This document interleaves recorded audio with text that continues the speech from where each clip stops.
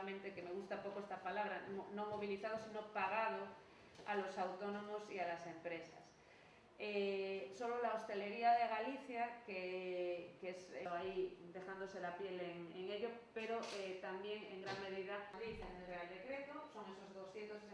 millones que le corresponden a la comunidad autónoma de los 7.000 que repartió, que le va a llegar la ayuda. Entonces, ¿qué hemos hecho? En primer lugar, hemos distribuido en 3 programas la empresa hubiese salido adelante en esta tramitación. Un tope de ayuda máxima de 200.000 euros, por decirlo a lo bruto, si nosotros repartimos 234 millones y lo dividimos entre 200 datos, hemos dado desde el mes de noviembre 66.000 ayudas con el apoyo de sus gestores, ¿no? Estamos mantendo dende o venres pasado unha rolda de contactos cos principais axentes sociais da comunidade autónoma, en concreto esta mañá, co Colexio de Graduados Sociais e de Xestores Administrativos da comunidade autónoma. A razón de ser e a cuestión que estamos tratando é fundamentalmente a tramitación das axudas do terceiro plan de rescate, que, como saben, o plan de rescate que estamos tramitando na Xunta se publicou a orde o pasado venres cos fondos transferidos pola Administración Xeral do Estado. Son 234 millóns para a comunidade autónoma, un 3,34% dos 7.000 millóns que repartiu o Estado a todas as comunidades. E, como dicía, a razón de ser é a dificultade a cantidade de requisitos que establece o Real Decreto estatal, que fan bastante complexa a tramitación para os autónomos e para as empresas. Nos, na orde que temos publicado venres, tratamos de simplificar o máximo posible a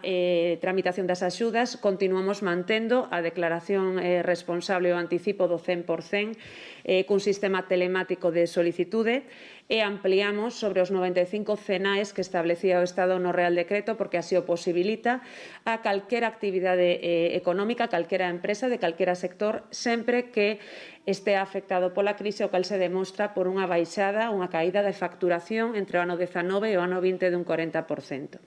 Pero hai outra serie de requisitos que nos non puidemos modificar ou rebaixar porque están establecidos no Real Decreto e que son requisitos complexos, fundamentalmente vinculados a que os autónomos e as empresas teñen que ter débedas pendentes no momento da solicitude, teñen que aplicar a subvención a esas débedas pendentes e son débedas que teñen que ter, ademais, unha serie de requisitos, estar contraídos nunha serie de datas que están establecidos nese Real Decreto.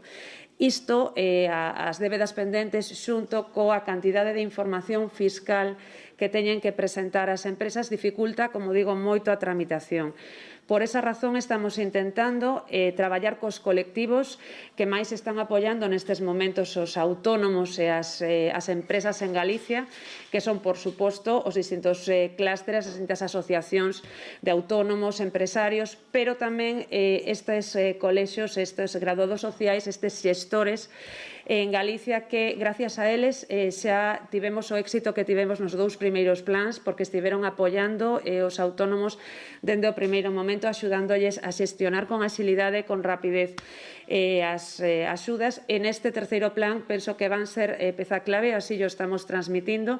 porque se eles comprenden adecuadamente como tramitar as axudas, conseguiremos un éxito entre todos na tramitación deste terceiro plan. Por lo tanto, consideramos fundamental dende a Consellería manter reuniones con eles e, como digo, estamos a disposición, por suposto, de todas as empresas e de todos os autónomos, pero agradecer